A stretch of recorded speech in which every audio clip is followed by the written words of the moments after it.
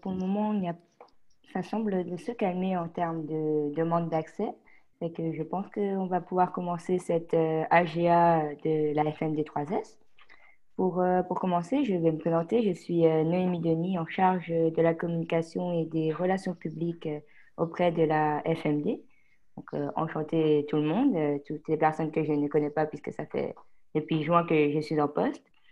Avant de laisser la parole à Mélanie et à l'ensemble des personnes qui vont prendre la parole aujourd'hui, des petits points techniques sur le fonctionnement de Zoom, même si je pense que tout le monde commence à pratiquer et à connaître l'interface maintenant. Si vous ne parlez pas, merci de bien garder votre micro coupé. Ça peut éviter comme ça justement des interférences ou tout bruit extérieur, votre chat, vos enfants ou autres.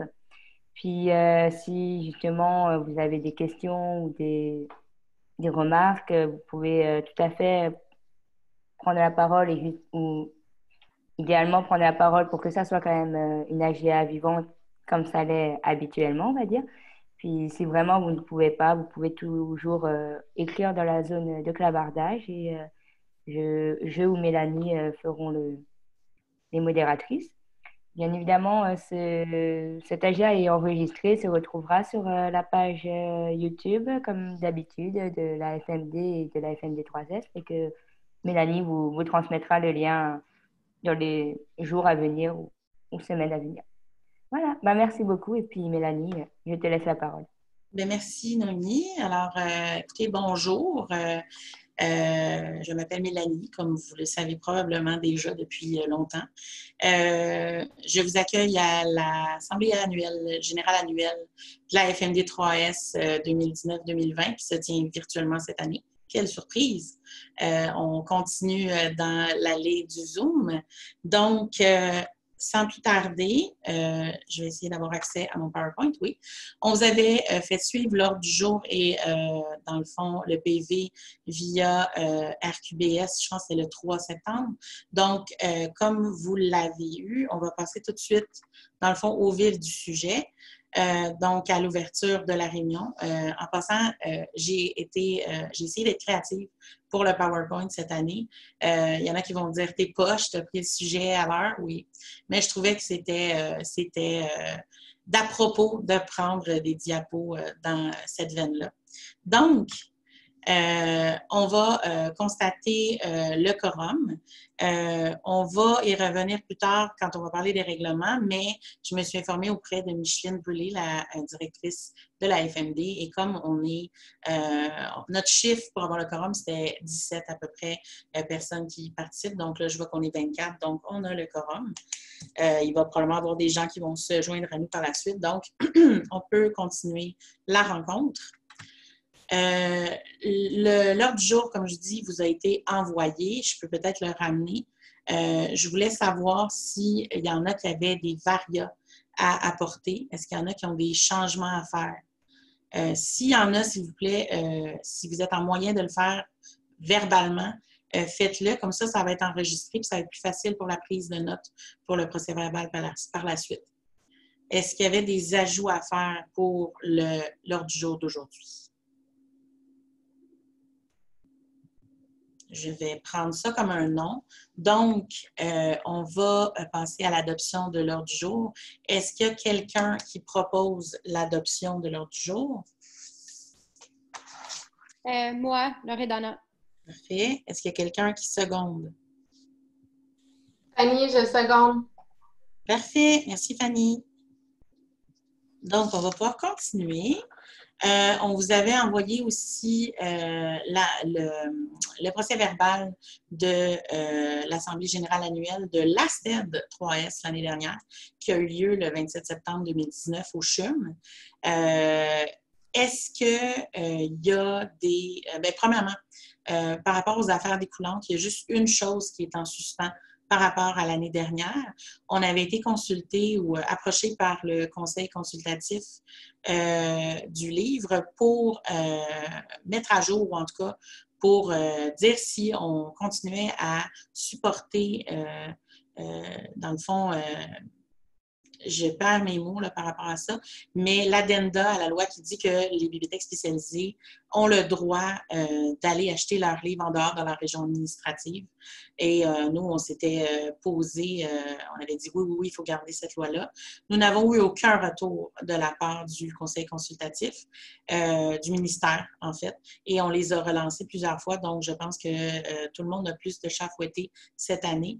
Alors, ça reste en suspens. On vous donne de l'information dès qu'on l'a. Mais c'était le seul point découlant qu'on avait cette année.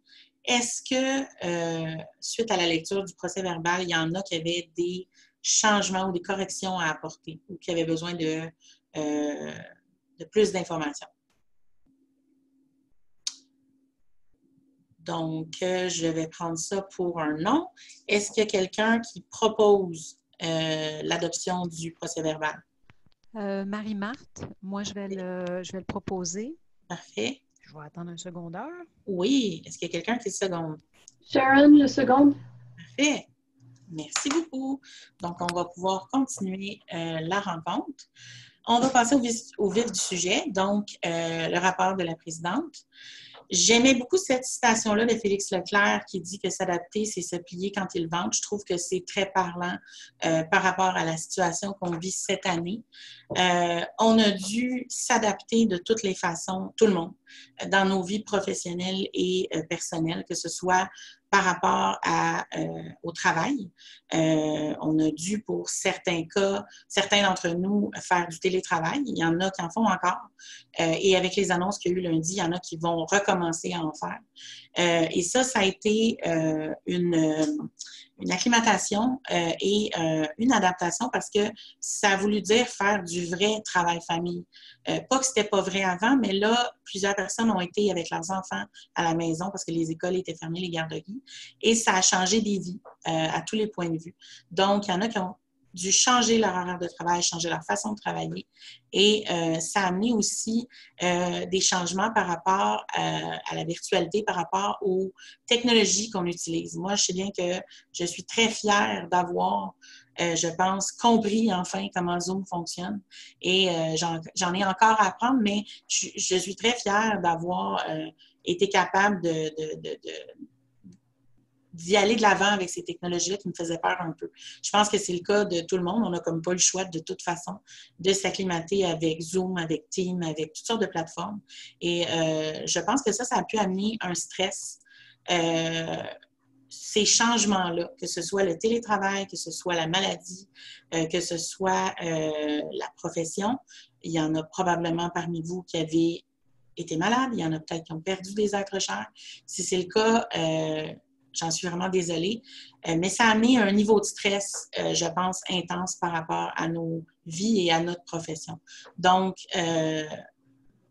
l'histoire de quand ils vantent, on se plie mais on ne casse pas, ça ramène aussi un peu la fable de La Fontaine, du chêne et du roseau, qui fait qu'on se plie mais qu'on va remonter. Ça a amené, je pense, à tout le monde un besoin de créativité plus fort que d'habitude. On a tous passé par toutes sortes de choses dans les années antérieures, mais celle-là était différente, là. Donc, je pense que on peut tous se congratuler puis se taper les mains parce qu'on a tous eu passer à travers ça à date, ça continue. Mais je pense que le mot d'ordre aussi, c'est de dire si vous avez besoin d'aide au niveau professionnel, allez voir vos collègues. Parlez-vous, contactez-vous. Si vous avez besoin d'aide au niveau psychologique, je ne suis pas psychologue, mais allez voir les instances qui sont là pour vous aider. On en a besoin ces temps-ci. Donc, ça, c'était mon coach de vie.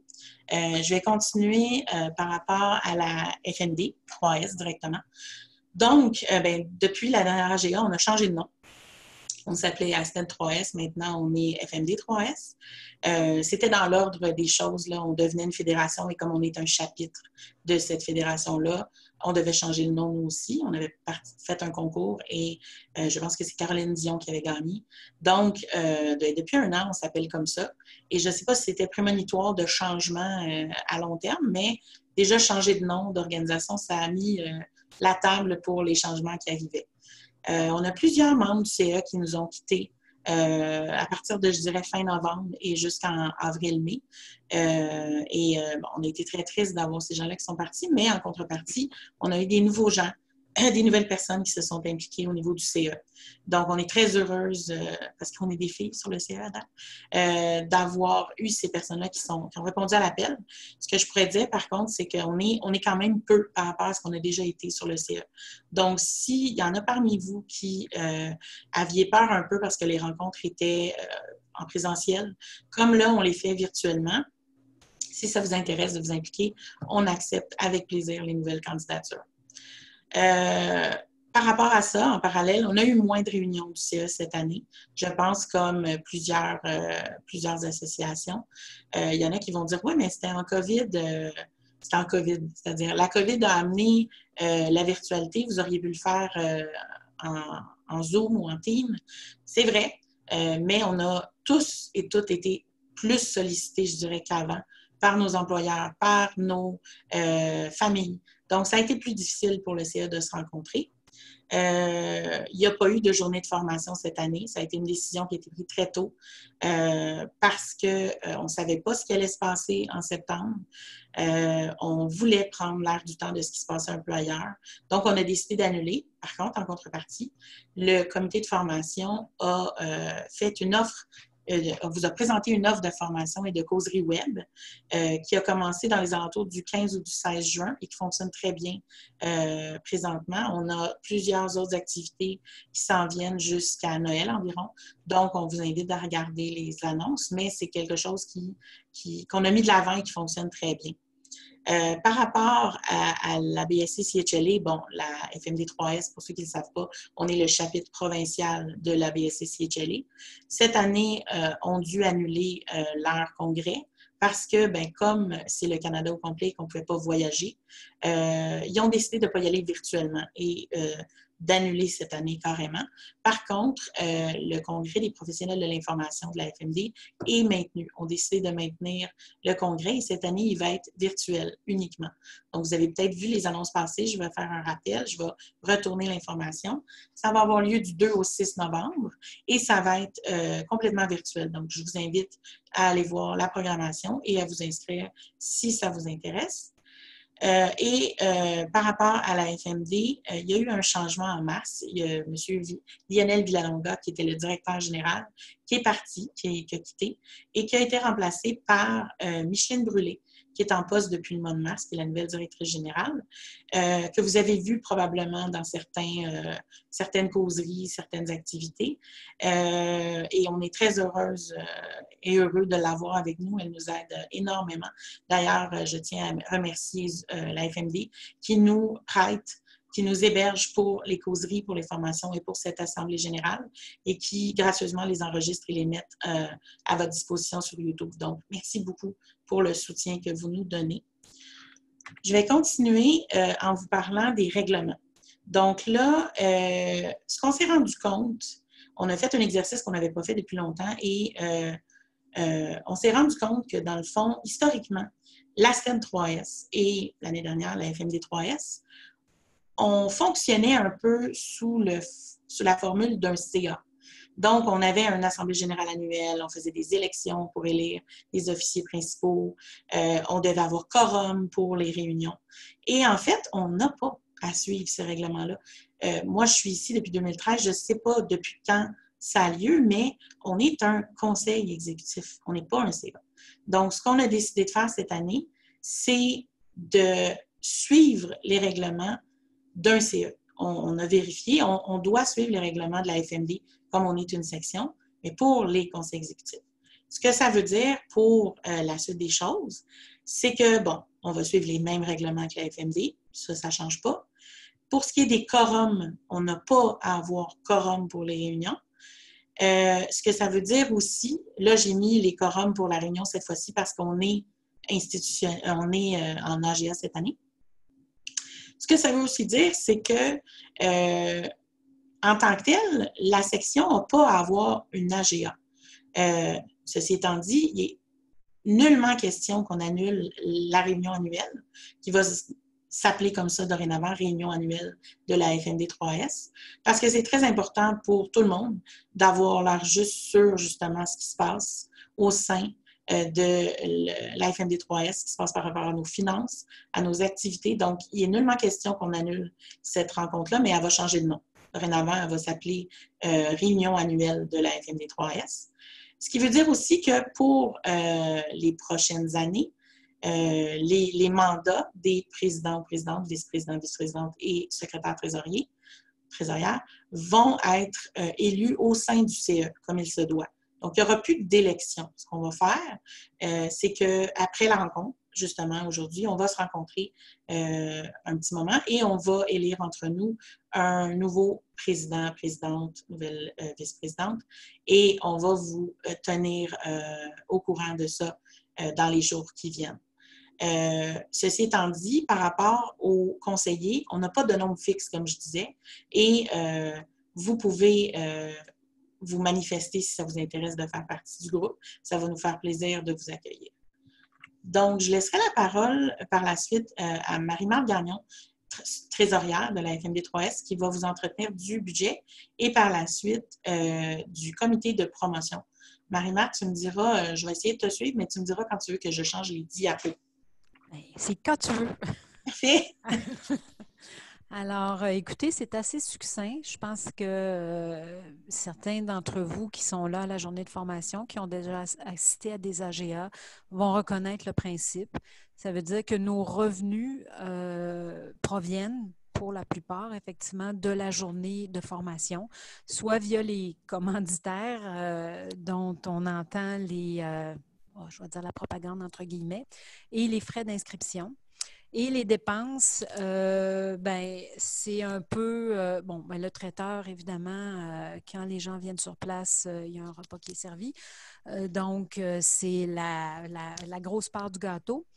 Là, pour les nouveaux qui se joignent à nous, la cotisation de l'ABSC, l'Association des bibliothécaires de santé canadienne, comme Mélanie le mentionnait, nous sommes un chapitre, le chapitre québécois de cette association, mais on doit quand même, même si on fait partie de la FMD, il faut quand même que le président, la présidente, la vice-présidente et la trésorière fassent partie de l'ABSC.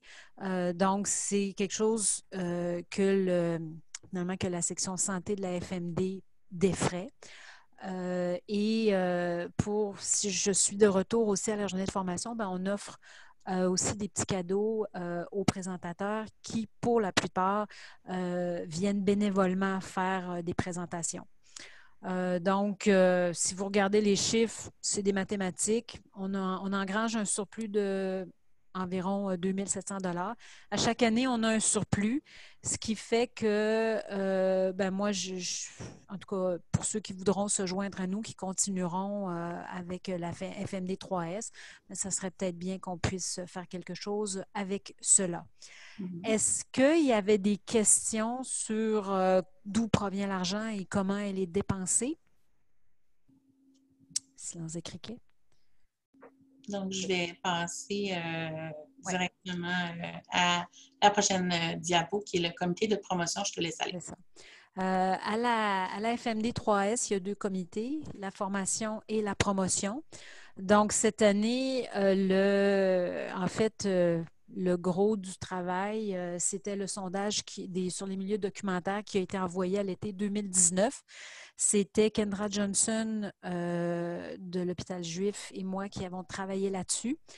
Au moment où la COVID, je vous dirais peut-être en janvier, le plan d'action prévoyait qu'on aille, après avoir été faire la cueillette d'informations, puis valider, entre autres avec un CIUS, les informations reçues, c'était de creuser un peu plus, d'aller faire des entrevues avec un échantillonnage des suprahôpitaux, des CIS et des CIUS.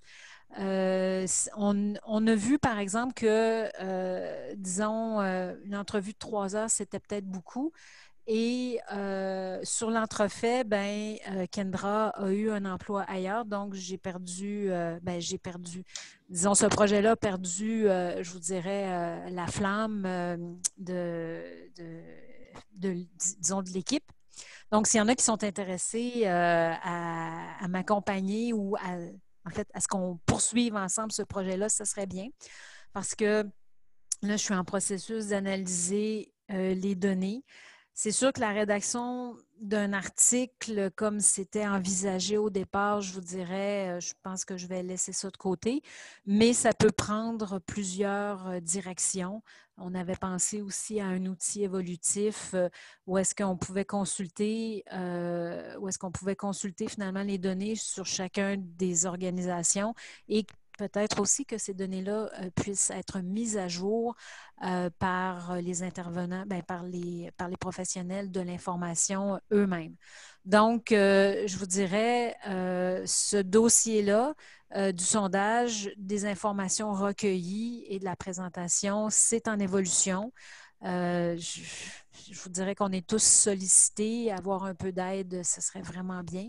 Ça me permettrait peut-être de remettre ça avec des échéances un peu plus réalistes.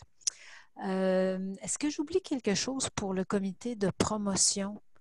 Je pense qu'il n'y a pas d'autre chose qui a été fait à ce niveau-là. Alors, donc, est-ce qu'il y en a qui auraient des questions? Moi, j'aurais une question, c'est Fanny Tremblay. Oui.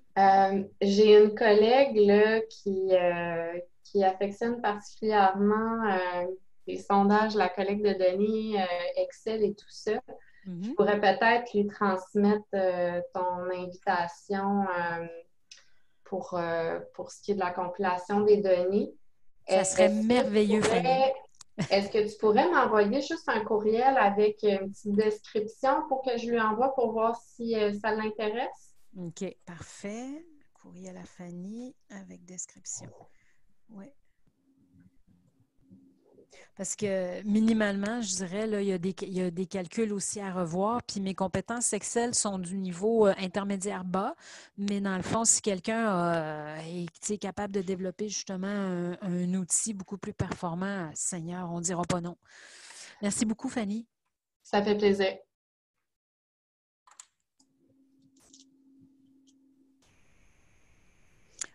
Ben, s'il n'y a pas d'autres questions, ça va être, je pense que pour les comités promotion, ça va être ça.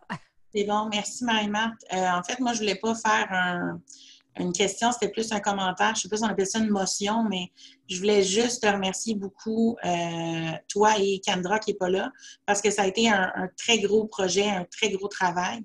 Et c'est pas fini, mais je sais à quel point ça peut être demandant, ce projet-là. Donc, merci beaucoup pour ça. Et si tu as besoin d'aide, justement, comme là, Fanny l'a proposé, s'il y a quelqu'un d'autre, ben gênez-vous pas. Mais merci énormément pour ce projet-là. Là, puis ce travail-là, c'est très apprécié. Puis à titre informatif, on a eu... Non, vous ne pouvez pas changer vos réponses au sondage à ce stade-ci. Non, c'est ça.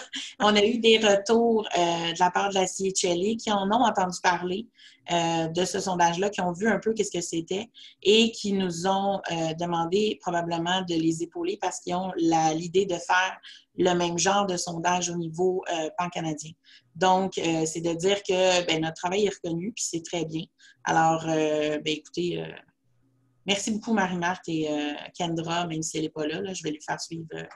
Oui, s'il vous plaît, parce que c'est vraiment elle qui a porté ça là, longtemps et disons qui me rappelait à l'ordre là, quant à les échéances. On est parti avec un beau plan de gestion de projet, puis ça ne s'est pas tout à fait déroulé comme on pensait. Bon, OK. Donc, je vais lui faire suivre ça. Je vais laisser la parole maintenant, si je peux reprendre mon diapo, à Sharon qui va nous parler du comité de formation. Parfait. Donc, je vais commencer sur la première diapo avec un retour, sur cette diapo-là, avec un retour sur la journée de formation d'il y a un an, donc le 27 septembre 2019. Ça a été le fun de se voir. Si on regarde le diapo suivant, on peut voir qu'il y avait 67 inscriptions, on avait 8 régions administratives, il y avait...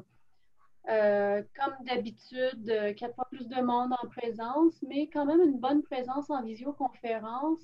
C'est une journée de formation qui a été appréciée pour la variété des sujets abordés et aussi pour la présence de nouveaux commanditaires. C'est ce qu'on va dire dans le prochain diapo. Il y avait l'entreprise de Marc qui était là pour la première fois. Puis j'ai remarqué qu'en général, les kiosques des commanditaires, les tables des commanditaires étaient bien fréquentées. On avait une petite baisse dans le nombre de participants par rapport à ce qu'on s'y attendait, mais c'était malheureusement exactement le jour de la manifestation pour le climat et on ne le savait pas quand on a choisi la date. Puis il y a des gens qui nous ont écrit en disant « Je suis vraiment désolée, mais il faut que j'y aille à la manif. » Donc, ce qu'on a pu bien faire, on a fait, mais on a manqué un peu de monde. On a maintenu la tarification basse. C'est un événement qui est demeuré accessible. Les gens ont noté aussi dans le sondage de satisfaction que c'était bien d'y avoir accès à distance et que c'est toujours apprécié. Donc, on est bien content. C'était la dernière, on va revenir en arrière, Mélanie. C'était la dernière journée de formation organisée par Flavie, Loredana et Maë, qui étaient 3 membres du comité de formation qui nous ont quittés en 2019. Mais il faut croire que c'était un événement assez inspirant pour que ça nous attire de nouvelles membres au comité de formation. Alors, on a souhaité la bienvenue cette année à Bénédicte Noche du CHUM et à Mélanie Durocher, que vous connaissez bien.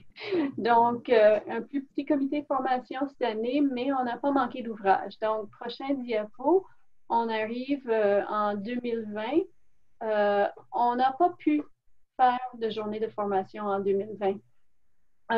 Pour les raisons que vous connaissez. On a pris la décision tôt et on a lancé un sondage auprès des membres au mois de juin pour voir qu'est-ce qui intéressait la section comme activité de formation en virtuel. Puis c'est là qu'on a commencé à offrir des formations et des causeries web. Vous voyez, le premier qu'on a eu pendant l'été, comment préparez-vous le déconfinement dans vos milieux? On a eu 28 participants. Ensuite, on a quasiment à côté le nombre de participants pour la journée de formation, pour notre formation virtuelle sur le nouveau PubMed.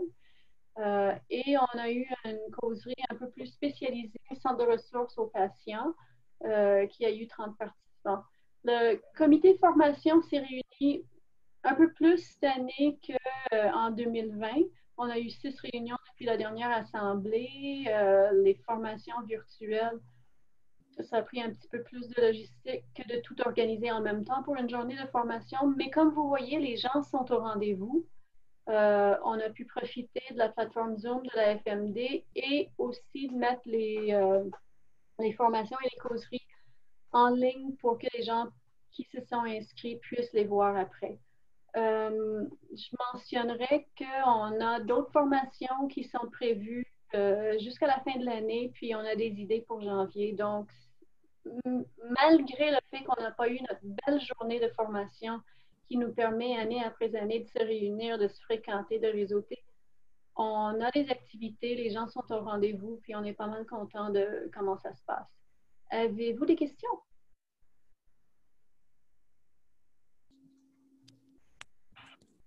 Non, juste un commentaire de la part de Marie-Marthe. J'aimerais vous féliciter. Je dois avouer que les plénières, les 3, en fait, sur le déconfinement et le centre aux patients, c'était très intéressant. C'est une nouvelle façon disons, d'aller chercher de l'information. On voit que c'est une communauté qui va partager. Et puis, au lieu, tu sais, c'est peut-être moins, disons, moins lourd que une grosse formation où est-ce qu'on va montrer des choses, mais il y a de la discussion, il y a des échanges. Moi, j'ai trouvé ça très intéressant. Merci, Marie-Marthe. Je dirais que c'est une formule qui est suffisamment nouvelle qu'on se trouve encore à l'élaborer, puis on a vraiment fait un effort d'une causerie à l'autre d'essayer d'augmenter l'interaction, d'inciter plus de gens à présenter aussi. Donc, c'est toujours possible que ça évolue, mais la participation a été bien intéressante.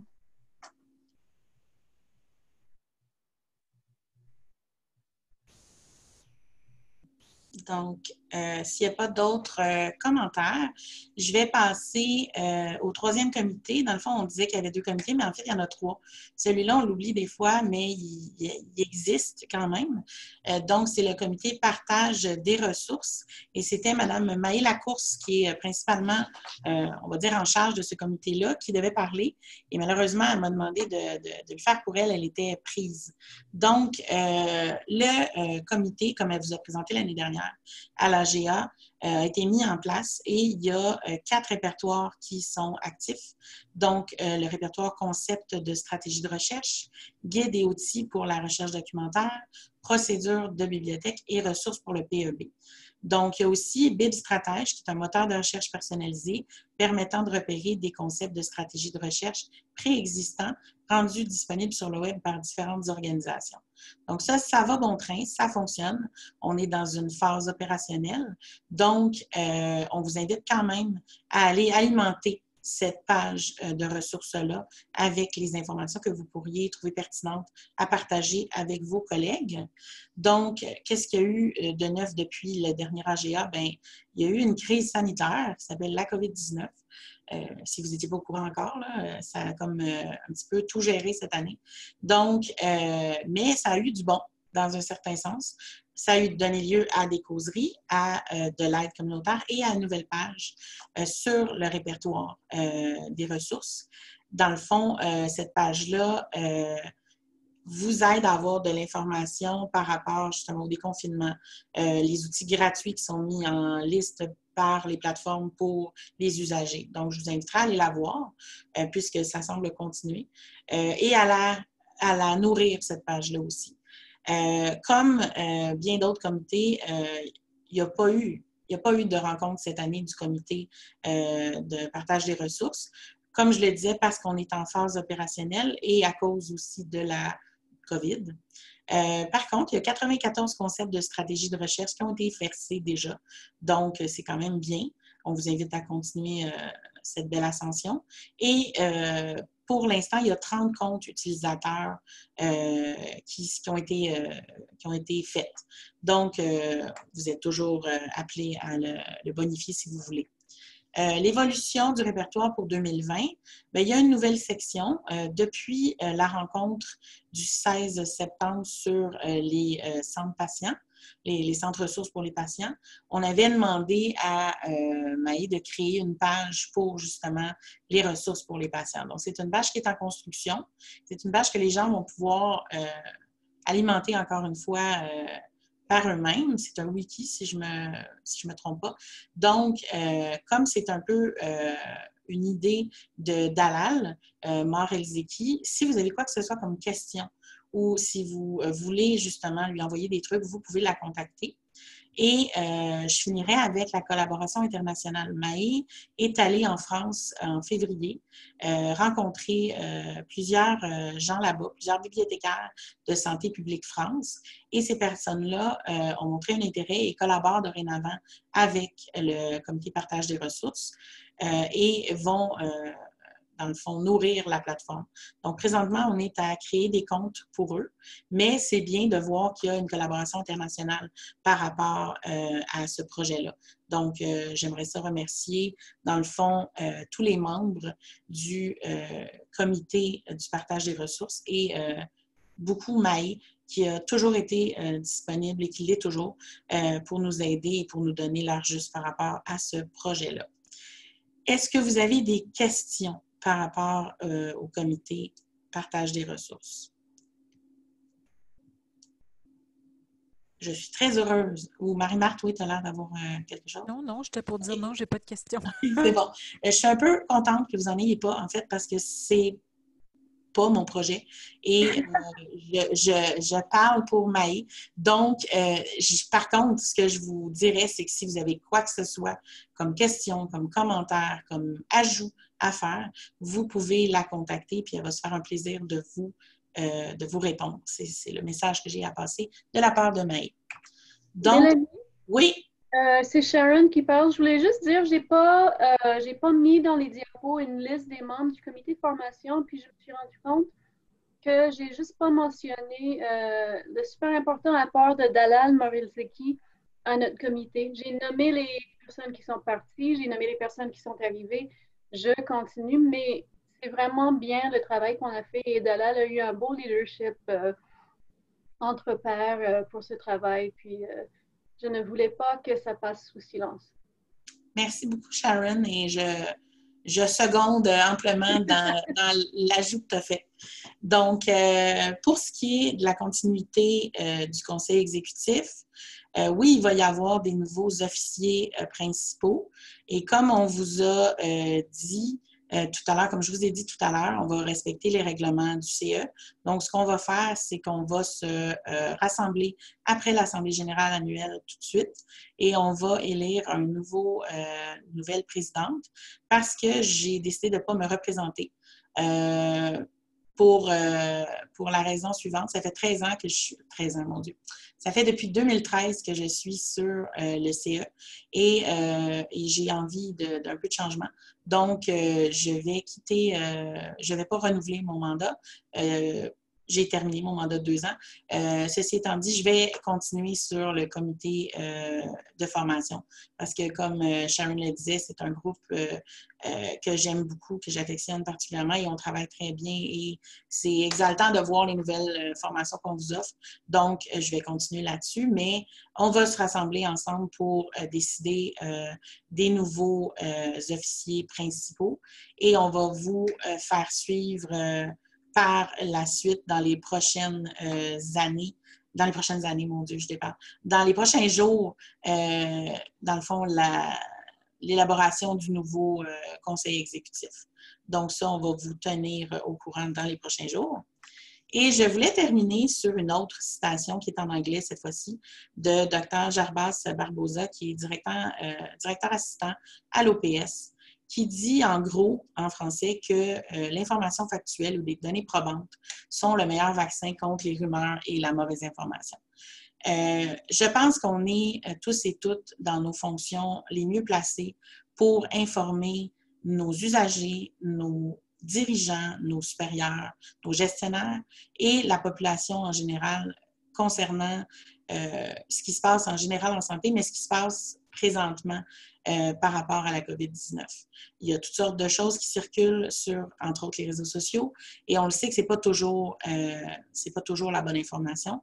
Et je pense que présentement, si on est en mesure justement de fournir à nos équipes l'information la plus juste sur cette thématique-là, peut-être que justement les gestionnaires, les dirigeants vont voir l'importance qu'on a et vont nous inviter à siéger sur des tables, vont nous inviter à des réunions informationnelles, vont prendre le pouls, dans le fond, de l'importance qu'on a au sein de nos organisations. Alors, je vous dirais, continuez votre bon travail par rapport à ça. Et, s'il n'y a pas d'autre chose, c'est ce qui mettrait fin, dans le fond, à la dernière Assemblée générale annuelle de la FMD3S et qui donnerait lieu l'année prochaine à la réunion annuelle de la FMD3S. Donc, est-ce qu'il y en a qui auraient des questions par rapport à tout ce qui a été dit? Peut-être juste un commentaire, c'est Marie-Marthe. J'aimerais te remercier, Mélanie, de t'être impliquée activement au sein de, anciennement la STED 3S, maintenant la FMD 3S. On a eu du plaisir quand on a organisé les formations, Mondou, il y a, il y a quelques années. Ça a l'air d'être toujours aussi le fun, mais je dois avouer, c'est beau, c'était beau à voir effectivement là, ton implication, ton intérêt pour le domaine. J'aimerais beaucoup te remercier parce que le poste, entre autres, de président n'est pas facile. Il faut vraiment avoir de l'énergie et tu l'as assumé avec brio. Merci. J'aimerais aussi ajouter, Mélanie, que tu as été notre première présidente technicienne et que je voulais vraiment souligner souligner ton travail aussi et comme tout le travail que tu fais pour la profession largement, mais aussi pour les techniciennes and pushing it to its limits Et je te remercie beaucoup, beaucoup, beaucoup pour toute ton implication. Merci. Et tu as plein de messages dans le chat pour toi. Je vais aller les lire. J'avoue que là, j'ai dit que j'étais bonne en Zoom, mais là, faire la visio, faire le chat en même temps, j'ai encore un petit peu de difficulté. Donc, je vais aller voir ça par la suite. Mais écoutez, si je peux faire 2 dernières plugs en bon français, ben c'est si vous êtes intéressé à vous impliquer au sein du CE, ça va nous faire extrêmement plaisir d'avoir du 109.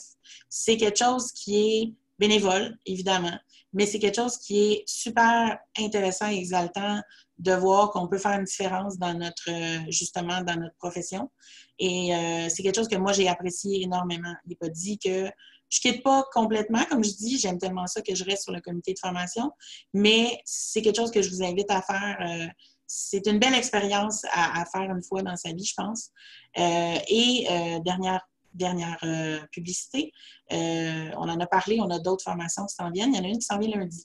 Donc, c'est la formation Zotero qui va être donnée par Marie-Marthe.